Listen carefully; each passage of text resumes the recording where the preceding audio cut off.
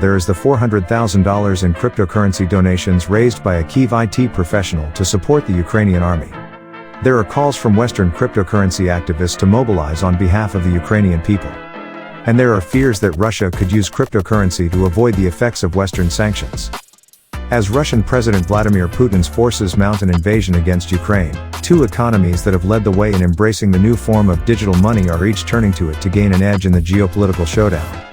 The first major conflict of the crypto era also means that, for the first time ever, a tool that can move billions of dollars easily across borders is available to be marshaled by both sides.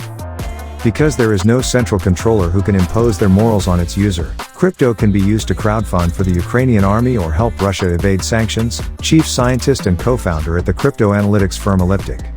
No one can really prevent it from being used in either way. Welcome back to Hot Crypto Desk. This channel is the one to be subscribed to for the hottest and most insightful content. But how much it could truly influence the war remains to be seen. Donations of a few $100,000 in Bitcoin, while symbolic, may not mean much for a Ukrainian army that received $650 million in weaponry from the United States last year and is still severely outnumbered. Russian crypto activity has historically paled in comparison to the transactions processed by its traditional financial institutions. Russian sources collected about $400 million worth of cryptocurrency from ransomware attacks last year, 74% of the global revenue from the crime, according to a recent study.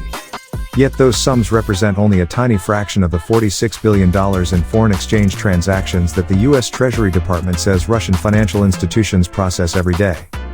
The challenge for the Russian economy and individuals, in this context, is the immaturity of crypto as part of their financial system doesn't allow them at scale to circumvent the multinational sanctions being imposed. If this were happening 5 years from now and there was greater infrastructure, adoption and volume, it might be a different story. But that's not the current reality. Both sides have deep roots in crypto. Ukraine is the top European adopter of cryptocurrency and the fourth biggest in the world. The country legalized crypto after years of murkiness, and its new Ministry of Digital Transformation has released video ads recruiting tech startups that could include crypto. A host of Western crypto activists put out a pro-Ukraine call for donations shortly after Russia launched an attack.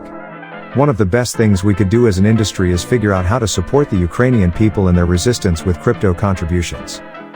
People said they gave $25 to each Ukrainian on FTX.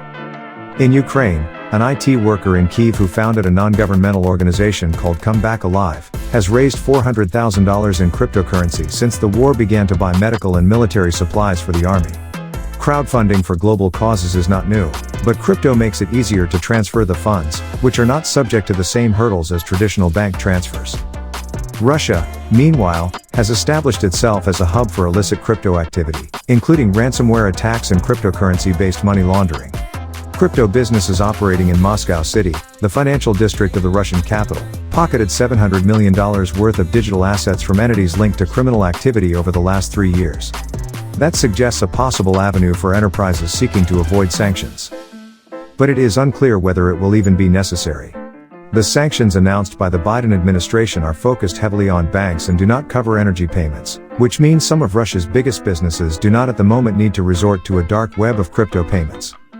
Even if they did, experts say, crypto would not be as inviting a place as it would seem. The problem is the off-ramp. You could theoretically move all the payments you want, but until you can buy a burger down the street, there's not much you can do with the money. In the wake of the Ukraine invasion, Russia's cyber attacks could go global. And U.S. authorities have demonstrated a growing sophistication in tracking and seizing illicit crypto funds, a fact that could further deter Russian interests looking for ways to evade the wave of new sanctions. It was announced that they seized $3.6 billion in Bitcoin allegedly stolen in a 2016 hack of the crypto exchange Bitfinex. Last summer, the Justice Department recovered $2.3 million worth of Bitcoin paid to Eastern European cybercriminals after they shut down the Colonial Pipeline in a ransomware attack that led to fuel shortages on the East Coast. The oligarchs have so many well-heeled accountants and complicit bankers around the world, they don't really need to go that way. And if they're investing in sound sanctions advisors, they're being warned that some of these blockchain currencies like Bitcoin are not nearly as opaque as they might have thought. The Biden administration has been leaning on the crypto industry to take its own steps to block and report sanctioned entities. The Treasury Department in October published guidance reminding crypto companies that they are responsible for policing their own platforms and that slip-ups could lead to enforcement actions and negative impacts on a company's reputation and business. Cryptocurrency is suddenly everywhere, except in the cash register. Some Russian figures are also urging more internal oversight of cryptocurrency. The Russian leader was told that for the sake of minimization of external financial risks, the government should institute effective regulation of digital financial assets and cryptocurrency. And with that, we've reached the end of this episode all about how Putin will affect crypto. What do you think is going to happen? Get involved and let us know in the comments section down below.